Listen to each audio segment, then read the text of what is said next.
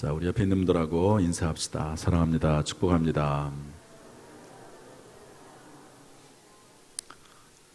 믿음으로 선포합시다. 잘 될 것입니다. 시작. 잘 될 것입니다. 반드시 잘 될 것입니다. 오히려 더 잘 될 것입니다. 아멘. 저를 따라서 하시죠. 성경으로 길을 찾고 기도로 힘을 얻는다. 다시 한번 성경으로 길을 찾고 기도로 힘을 얻는다. 오늘도 하나님 말씀이 우리에게 길이요 빛이요 등불이 되기를 주님의 이름으로 축복합니다. 저를 따라서 하시죠. 예수님의 예루살렘 입성이 주는 교훈. 다시 한번 예수님의 예루살렘 입성이 주는 교훈. 잘 따라서 하시네요. 긴데도. 오늘은 종려주일입니다. 예수님께서 3년 동안 공생의 사역을 하셨죠. 그리고 나서 이제 마지막 한 주간을 앞에 두고 6월절 명절을 맞이해서 예루살렘에 들어가십니다. 그때 백성들이 예수님을 알아보고 종려나무 가지를 흔들죠. 그래서 종려주일 또는 이제 부활주일을 하루 앞에 두었기 때문에 부활주일 바로 전에는 고난주간이잖아요. 그래서 고난주일이라고 하기도 하고 또 백성들이 예수님을 향해서 종려나무 가지를 흔들 때 호산나라고 외쳤습니다. 그래서 호산나 주일이라고 하기도 합니다. 시대에 따라서 강조돼야 될 그런 사회적 분위기가 있지 않습니까? 거기에 따라서 다르게 불렀습니다. 한번 따라서 할까요? 종려주일, 고난주일, 호산나주일. 이렇게 예루살렘 성을 이제 들어가고 나서 예수님께서 이제 주일날, 일요일이죠. 그 당시에 일요일날 들어가셔서 월요일, 화요일, 수요일 3일 동안 사역하시고 목요일 날도 오전에 일을 하시고 나서 오후에 체포되십니다. 예수님의 제자인 가룟 유다가 예수님을 고발합니다. 제사장들 또 공회에 고발을 해요. 안식일을 어겼다든지 말을 붙여가지고 고발을 합니다. 그래서 이제 목요일 날 붙잡히시고 금요일 날 새벽에 사형 선고를 받으시고 금요일 날 사형 선고를 받은 날 사형이 집행됩니다. 그래서 12시에 십자가에 매달리십니다. 그리고 오후 3시에 돌아가십니다. 이스라엘이 당시에 로마의 지배를 받고 있지 않았습니까? 로마는 법치국가입니다. 상당히 제도화된 교회예요. 그런 나라입니다. 그럼에도 불구하고 이날은 왜 이렇게 전혀 법적인 절차를 제대로 밟지 않고 예수님을 십자가에 그렇게 빨리 못 박았는지, 이것은 그야말로 그 당시 어떤 정치적 상황 그리고 하나님의 섭리 이런 것들이 다 종합이 돼서 예수님께서 운명하시게 된 것을 알 수가 있습니다. 그래서 그리고 예수님이 이제 십자가에 달려 돌아가시고 토요일 날은 기록이 없습니다. 성경에 전혀 기록이 없습니다. 그리고 나서 주일날 부활하시죠. 주일날 입성하시고 주일날 부활하시는 이런 내용이 성경에 나와 있습니다. 이제 다 내일부터 시작이 되는 고난 주간에는 월요일에 있었던 일, 또 화요일에 있었던 일, 수요일에 있었던 이런 일들을 같이 나누면서 고난 주간에 한 주간을 보내려고 생각을 합니다. 성경에 월요일이다, 화요일이다, 수요일이다 이런 말이 없어요. 그런데 유추는 할 수 있습니다. 예를 들어서 예수님께서 어떤 일을 하고 나서 이제 그 이튿날에 이렇게 돼 있거든요. 그러면 이제 하루가 넘어갔다는 거거든요. 또 예수님께서 한참 무슨 일을 하시다가 그 이튿날에 이렇게 돼 있어요. 성경 마태, 마가, 누가, 요한복음 쭉 이렇게 살펴보면서 그런 단어들을 통해서 볼 때 월요일 날은 어떤 일, 화요일 날은 어떤 일, 수요일 날은 어떤 일이 있었다는 것을 알 수가 있습니다. 우리 고난주간 또 고난주간 특별 새벽기도에 참석하셔서 예수님의 고난에 동참하고 기도로 한 주간을 보낼 수 있기를 부탁을 드립니다. 먼저 첫 번째로 예수님의 이 종려주일 예루살렘 입성이 주는 교훈이 뭔가. 첫 번째로는 예언의 성취입니다. 따라합시다. 예언의 성취. 다시 한번 예언의 성취. 우리 28절 말씀 한번 읽어보겠습니다. 28절 시작. 예수께서 이 말씀을 하시고 예루살렘을 향하여 앞서서 가시더라. 여러분, 예루살렘은 그 당시에 모든 정치, 경제, 사회, 문화가 집중됐던 이스라엘의 수도라고 할 수 있습니다. 우리나라의 서울과 같은 곳이죠.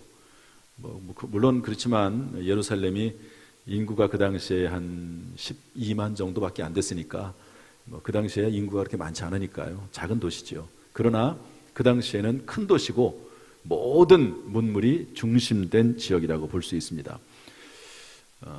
예수님은 공생의 3년 동안 예루살렘에 들어갈 수 있는 기회가 몇 번 있었습니다. 그런데 지금까지는 전부 비공개적으로 은밀히 들어가셨다가 나오셨습니다. 왜냐하면 거기 들어가면 붙잡힐 수가 있어요. 항상 이 서기관들, 바리새인들, 제사장들이 예수님을 죽이려고 했기 때문에 들어가기가 참 꺼려했습니다. 또 그렇지만 명절 때는 유대인들은 항상 들어가거든요. 그랬는데 이번에는 유월절을 맞이해서 공개적으로 들어가십니다. 더구나 여기 보니까 예루살렘을 향하여 앞서서 가시더라. 제자들에게 따라오라. 그러면서 앞장서서 들어가십니다. 왜 그럴까요? 때가 되신 것이죠. 어떤 때입니까? 우리의 죄를 위해서 십자가에서 죽으실 때, 대속의 때가 됐기 때문에 그렇습니다. 예수님께서는 이 때를 위해서 오신 것이고 이 때를 향해서 계속해서 달려오셨습니다. 그런데 하나님의 인도하심을 받아서 이제는 십자가를 지고 세상 죄를 대신해서 죽어야 될 때가 됐다라고 생각을 하고 들어가게 되신 것이죠. 그런데 우리 29절부터 한번 31절까지 한번 읽어보겠습니다. 29절부터 31절 시작. 감람원이라 불리는 산 쪽에 있는 벳바게와 베다니에 가까이 가셨을 때에 제자 중 둘을 보내시며 이르시되 너희는 맞은편 마을로 가라. 그리로 들어가면 아직 아무도 타보지 않은 나귀 새끼가 매어 있는 것을 보리니 풀어 끌고 오라. 만일 누가 너희에게 어찌하여 푸느냐 묻거든 말하기를 주가 쓰시겠다 하라. 따라서 합시다. 주가 쓰시겠다 하라. 다시 한번 주가 쓰시겠다 하라. 예수님께서 조금 이상한 행동을 하나 하십니다. 그게 뭐냐면 내가 예루살렘 성을 이제 들어가려고 하는데 나귀 새끼를 타고 가겠다. 어디로 가면 나귀 새끼 하나가 매어 있을 텐데 끌고 와라. 제자들이 당장 물어보죠. 아니 예수님, 그거 우리 게 아니고 주인 있을 텐데 그것을 막 가져와도 됩니까? 안 되지 않습니까? 그랬더니 예수님께서 주가 쓰시겠다 하라. 그러면 줄 것이다. 그렇게 이야기하십니다. 그랬더니 그 말 그대로 정말 나귀 새끼가 있었고 주인에게 말을 했더니 주인이 흔쾌히 허락을 하십니다. 오늘 성경 본문에는 없지만 병행구인 마태, 마가, 누가, 요한 이 네 개의 복음서는 성경은 예수님의 일대기를 기록한 그런 말씀입니다. 병행구가 있어요.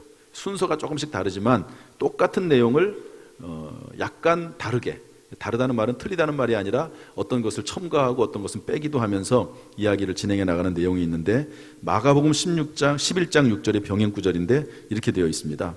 한번 읽어보겠습니다. 시작. 마가복음 11장 6절 시작. 제자들이 예수께서 이르신 대로 말한데 이에 허락하는지라. 기꺼이 허락을 하는 것이죠. 그 주인은 주님이 원하실 때, 예수님이 원하실 때 기쁨으로 드릴 수가 있었습니다. 오늘 본문의 전체적인 흐름과는 조금 다른 이야기일 수 있지만 오늘 이 말씀의 근거에서 볼 때 혹시 주님이 원하실 때, 또 성령께서 내 마음에 감동하실 때, 또 교회가 원하는 일이 있을 때 믿음 안에서 기꺼이 드릴 수 있다고 하면 그건 참으로 복된 일이라고 생각이 됩니다. 어제도 저는 요즘 제가 계속 말씀드리지만 토요일 날 청소하는 여전도회가 청소를 했는데 남전도회도 함께 한다 그렇게 광고를 제가 했습니다. 과연 남전도 회원들이 나올까 그렇게 생각을 했는데 감사하게도 남전도 회원들이 나와서 함께 봉사를 하시더라고요. 힘쓰는 일도 하고요. 또 청소도 잘 하신대요. 제가 물어봤어요. 그랬더니 남자 집사님들, 권사님들이 또 안수 집사님들, 장로님들이요. 청소를 더 꼼꼼하게 잘한대요. 우리 여자 집사님들보다. 아무튼 이렇게 교회가 요구할 때, 주님이 원할 때 그 몸과 또 마음과 시간을 들여서 봉사할 수 있다고 하면, 또 하나님이 원하시는 대로 또 필요한 물질을 드릴 수가 있다고 하면 그것은 참으로 복된 일일 줄로 믿습니다. 이렇게 해서 주님이 쓰시겠다 하라 이렇게 드렸는데, 그래서 35절 말씀 읽어보겠습니다. 35절 다 같이 읽어보죠. 시작. 그것을 예수께로 끌고 와서 자기들의 겉옷을 나귀 새끼 위에 걸쳐놓고 예수를 태우니. 나귀 새끼를 가지고 와서 예수님을 그 위에 태웠다고 하는 것입니다. 이 말씀이 왜 중요한 의미가 있냐면, 여러분 스가랴서 9장 9절 말씀이 있는데요. 스가랴는 지금부터 2500년 전, 예수님 당시에는 500년 전 시대 선지자입니다. 선지자, 예언자라고 볼 수가 있죠. 그가 이미 메시아 그리스도가 이 땅에 오실 텐데 그가 나귀 새끼를 타실 것이다라고 하는 것을 예언해 놨습니다. 작은 이야기이긴 하지만 구약 성경에 나와 있는 그 이야기를 예수님이 기억하시고 굳이 예수 그리스도께서 메시아임을 증거하기 위해서 나귀 새끼를 타고 가시게 되는데요. 스가랴서 9장 9절의 말씀을 한번 읽어보겠습니다. 스가랴 9장 9절 시작. 시온에 따라 크게 기뻐할지어다. 예루살렘에 따라 즐거이 부를지어다. 보라, 내 왕이 내게 임하시나니 그는 공의로우시며 구원을 베푸시며 겸손하여서 나귀를 타시나니 나귀의 작은 것 곧 나귀 새끼니라. 건장한 나귀도 아니에요. 작은 나귀 새끼를 타고 오신다고 이미 구약 성경에 지금부터 2500년 전에 예언되어 있었던 것입니다. 여러분, 예수님의 사건은요, 그냥 갑자기 우연히 생긴 사건이 아닙니다. 하나님께서 이미 계획하셨고 예언하셨고 섭리 가운데 되어진 하나님의 축복의 그런 모습이었음을 여러분 기억할 수 있기를 주님의 이름으로 축복합니다. 또한 우리 36절부터 38절 말씀 읽어보겠습니다. 36절 38절 시작. 가실 때에 그들이 자기의 겉옷을 길에 펴더라. 이미 감람산 내리막길 가까이 오심에 제자의 온 무리가 자기들이 본 바 모든 능한 일로 인하여 기뻐하며 큰 소리로 하나님을 찬양하여 이르되 찬송하리로다. 주의 이름으로 오시는 왕이여 하늘에는 평화요 가장 높은 곳에는 영광이라도 하니. 찬송하리로다 주의 이름으로 오시는 왕이여 라고 외치는 거예요. 자, 예수님은 지금 나귀 새끼를 타고 가시는데 백성들은 자기의 겉옷을 벗어서 예수님의 발밑에 깔고, 이것은 예수님을 왕으로 높이는 겁니다. 왕이 들어올 때 또는 장군이 전쟁에 나가서 승리하고 돌아올 때 했던 일들입니다. 그러니까 극도로 높여주는 일이에요. 예수님을 왕으로 인정하고 모신다 하는 의미입니다. 또한 종려나무 가지를 흔들면서 호산나 이렇게 외쳤다는 거예요. 호산나 찬송하리로다. 오늘 본문에는 없지만 병행구인 마가복음 11장 8절부터 보면 찬송하리로다 주의 이름으로 오시는 왕이여 앞에 호산나 이런 말이 나옵니다. 한번 따라서 할까요? 호산나. 이 말은 따라서 합시다. 구하옵나니 이제 구원하옵소서, 이 말인데요. 이 말 역시 구약성경 시편 118편 25절에 나오는 말을 인용한 겁니다. 다시 말해서 여호와여 구하옵나니 이제 구하옵소서, 이 말은 메시아 그리스도의 오심을 유대인들이 기대하면서 바라보면서 유월절마다 낭독했던 말이거든요.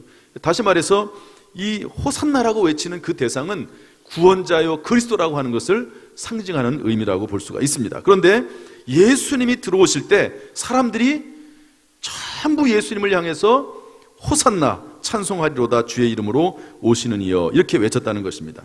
다시 말해서 당시 백성들은 예수님을 구약에서 예언된 메시아 그리스도 구원자로 이해했습니다. 예수님을 보면서 그런 희망을 보았고 그렇게 되길 소망했다는 것이죠. 여러분, 구원자란 말 한국말이죠. 또 메시아라는 말 히브리어입니다. 구약 성경의 언어입니다. 구원자라는 의미입니다. 그리스도 신약 성경의 의미입니다. 헬라어. 이것도 구원자라는 말입니다. 그래서 구원자, 구세주, 메시아, 그리스도 다 같은 말입니다. 예수님을 그렇게 인정했다는 것이죠. 그런데 놀랍게도 예수님도 이런 백성들의 외침을 인정하셨다는 겁니다. 우리 39절 40절 말씀 읽어보겠습니다. 다 같이 시작. 무리 중 어떤 바리새인들이 말하되 선생이여 당신의 제자들을 책망하소서 하거늘 대답하여 이르시되 내가 너희에게 말하노니 만일 이 사람들이 침묵하면 돌들이 소리 지르리라 하시니라. 저를 보십시오. 호산나라고 외칠 때 그 의미가 무엇인지를 사람들은 알잖아요. 우리야 뭐 이걸 배워야 되지만 그 당시에 호산나라고 외치는 말은 곧 이분이 그리스도요 메시아요 하나님의 아들이라고 하는 것을 외치는 겁니다. 이것을 듣고 주변에 있는 바리새인들 종교 지도자들이 화가 났어요. 아니 저 젊은 이제 33살 뭐 32살 그 정도밖에 안 된 젊은 청년에게 메시아 그리스도라고 외치는 게 도대체 무슨 말이냐, 인정할 수 없는 거죠. 그래서 예수님의 제자들에게 항의합니다. 호산나라고 외치는 그 말을 중단하도록, 있을 수 없는 일이라고. 그런데 그 말을 받고 예수님께서 뭐라고 말하시죠? 만일 이 사람들이 침묵하면 돌들이 소리 지르리라. 호산나라고 외치는 백성들의 소리는 잘못된 것이 아니라고 예수님께서 말씀하고 계십니다. 이런 내용들을 쭉 종합을 해보면요, 예수님의 예루살렘 입성은 구약에 예언된 메시아로서의 모습을 만천하에 드러내고 선포하는 일이었습니다. 오늘 종려주의를 맞이해서 우리는 예수 그리스도께서 구원자가 되시고 메시아가 되시고 그리스도가 되셨다는 이 사건이 단순히 순간적으로 되어진 일이 아니라 구약 성경에서 이미 예언된 하나님의 계획과 섭리 가운데 이루어진 하나님의 뜻이었다라고 하는 것을 우리가 배워야 되는 것이죠. 오늘 종려주의를 맞이해서 예수님이 정말로 하나님이 계획하신 하나님의 섭리 가운데 이 땅에 오신 하나님의 아들이시고 구원자이시구나 하는 것을 성경을 통해서, 특별히 예언된 성경을 통해서 확인할 수 있기를 주님의 이름으로 축복합니다. 여러분, 성경 말씀 우리에게 확신을 주는 메시지거든요. 그래서 이 성경 말씀이 예수님의 구원자이심을 증명한다 하는 것을 깨닫고 오늘 예수님을 다시 한번 마음속에 모시고 확신하는 삶이 되기를 주님의 이름으로 축복합니다. 두 번째로 41절 말씀 읽어보겠습니다. 41절 다 같이 읽어보죠. 시작. 가까이 오사 성을 보시고 우시며. 그런데 갑자기 예수님이 우시는 거예요. 우신다는 말은 단순히 눈물을 흘리는 것이 아니라 울음을 터뜨려서 소리를 내어서 통곡하는 것을 말합니다. 자, 절 보세요. 한번 그 당시 상황을 봅시다. 지금 예수님께서는 예루살렘 성에 들어가세요. 나귀 새끼를 타고 가시는데 사람들이 왕으로서 인정을 하고 환호성을 지르고 호산나라고 부르면서 그리스도다 메시아라고 얘기를 해요. 그러니까 예수님을 3년 동안 따랐던 제자들이 얼마나 기쁘겠습니까? 야, 우리의 스승님이 정말 온 백성에게 인정을 받고 장차 로마를 물리치고 이 나라의 주인이 될 것이고 그때가 되면 우리는 영의정, 좌의정, 우의정이 되고 장관자리라도 하나 차지할 것이다. 이런 생각을 하면서 기뻐했을 것입니다. 그것이 아니더라도 얼마나 자기들이 모셨던 예수님이, 스승님이 그런 환호를 받으니까 얼마나 좋겠습니까? 그런데 그 순간 예수님께서 눈물을 흘리십니다. 통곡하십니다. 그 모습을 보면서 당황하지 않았겠어요? 예수님이 갑자기 왜 그러지? 왜 갑자기 예수님이 눈물을 흘리고 우시지? 통곡하시지? 아마 안절부절하고 당황을 했을 것입니다. 그 모습이 눈에 선합니다. 예수님께서 왜 우셨을까? 성경 말씀을 보면 이해가 됩니다. 42절부터 44절 말씀 같이 읽어보겠습니다. 시작. 이르시되 너도 오늘 평화에 관한 일을 알았더라면 좋을 뻔하였거니와 지금 내 눈에 숨겨졌도다. 날이 이를지라 내 원수들이 토둔을 쌓고 너를 둘러 사면으로 가두고 또 너와 및 그 가운데 있는 내 자식들을 땅에 메어 치며 돌 하나도 돌 위에 남지 아니하리니 이는 내가 보살핌 받는 날을 알지 못함으로 인함이라 하시니라. 여러분, 이렇게 예수님을 환영하던 백성들이 나중에는 예수님을 십자가에 못 박으라고 소리칩니다. 며칠 되지도 않아요. 3일 후에 그렇게 합니다. 그 뒤에는 물론 충동질하는 제사장들, 바리새인들, 서기관들이 있습니다. 그 모습을 예수님은 다 아십니다. 그래서 그런 모습을 보면서 이 백성들에게 임할 하나님의 심판의 날이 임하는 것을 보고 통곡하는 겁니다. AD 70년에 예수님이 이제 태어날 때를 기준으로 해서 AD 1년부터 시작이 되잖아요. 그리고 예수님이 한 33살 정도 돌아가신다고 하면 AD 33년이 되는 겁니다. 그리고 나서 한 40년 정도 지난 다음에 AD 70년에 로마의 티투스라고 하는 장군이 이스라엘을 침공합니다. 그래가지고 이스라엘 백성들을 완전히 죽이고 초토화시키는데요, 성경 말씀 그대로 돌 위에 돌 하나 남지 않을 정도로 완전하게 이스라엘을 파괴합니다. 예수님은 그것을 보셨겠죠. 그 모습을 상상했을 것입니다. 또 하나는 예수를 믿지 않는 사람들, 하나님의 아들을 믿지 않는 불신자들을 향한 하나님의 눈물일 수도 있습니다. 그들에게 임할 심판과 하나님의 그러한 형벌에 관한 눈물일 수도 있을 것입니다. 그것을 보면서 예수님께서는 통곡하셨다고 하는 것이죠. 그런데 놀랍게도 예수님께서 뭐라고 말씀하셨냐면 40절에 보니까 평화에 관한 일 이렇게 되어 있습니다. 보살핌을 받는 날 이렇게 되어 있습니다. 평화가 선포됐고 보살핌을 받는 날이 선포됐음에도 불구하고 그들이 받아들이지 않는 것에 대한 눈물이죠.